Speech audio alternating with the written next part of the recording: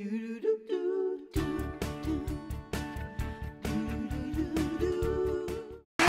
today our resident doctor is in the kitchen, and she's going to show us how to make one of her absolute favorite dishes. It's a meringue pavlova. Dr. Zhezhe is in the kitchen. Thank you.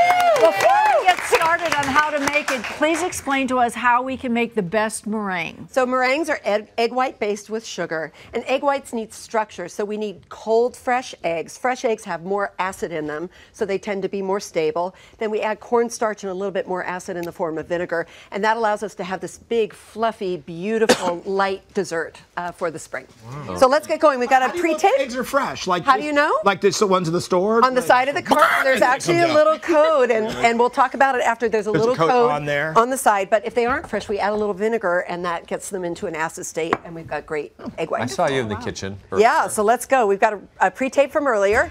So what we do first is make a little template, because we were going to make this heart shape because it's a lovely dessert. So we trace half a heart, flip it over, and then just trace over that line, and this is on parchment paper, which will help release the meringues. Then we take the second sheet and just trace over, and don't worry, it doesn't have to be precise. This is kind of a rustic dessert. Now we put 10 egg whites into a mixer with a pinch of salt, and again, that helps the foam develop. So we'll beat this for about a minute until the whites go from yellow to sort of white looking, like you see now. And we're gonna very slowly add in 2 cups of sugar, and that will take about a minute or so. And then we turn the mixer on high, and now the magic and alchemy happens. So what we're doing is building structure in this egg foam, and the sugar is giving it great flavor as well. And after about 2 minutes or so, I check a few times, and what we want is the egg whites to be so firm that when we put the tip of the whisk in, they actually hold up. So they're kind of runny and drippy, and once you get close to the 2-minute mark, you've got to really stop every 15, 20 seconds or so to make sure. Can you overmix them? Yes, you can. They can break, but if they break, you just add a fresh egg white in there and you can rescue it. But see how the white holds up? It's just... So it took you about 3 minutes. Now we sift, a couple of tablespoons of cornstarch over to give structure, some vanilla and vinegar.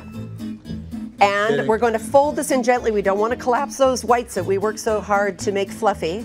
Okay. And again, the vinegar gives structure, and now we have this. So here is our beautiful. Bring it in. Let's have some. Our beautiful. How gorgeous! Wow. And we have 2 of these sheet pans with the template in them, and I'm literally going to just take this.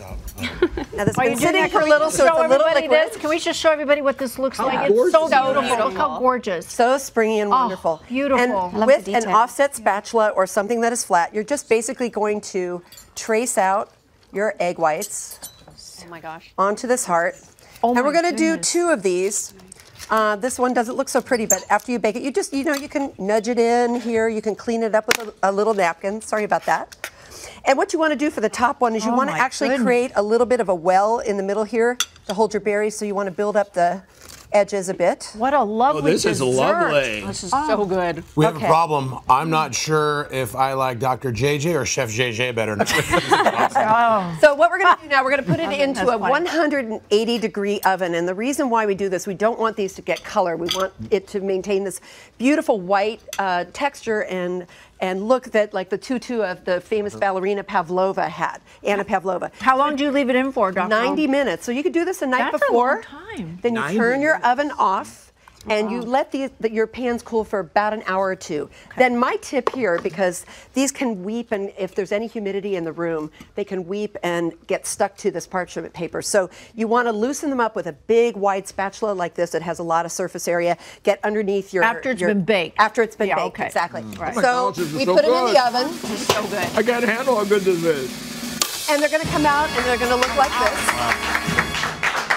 And this has been pre-released with the magic of television, but basically we have our nice pavlova here, which you actually can pick up if it's well cooked enough. Like Can you do this ahead of time, and keep it in the refrigerator for a few days? You don't want to refrigerate these because the enemies of water meringues are water and moisture and humidity. So you want to put them like in a box or on a sheet pan like this and wrap it with saran wrap. Okay. So you keep moisture out and keep it in the driest room of your house.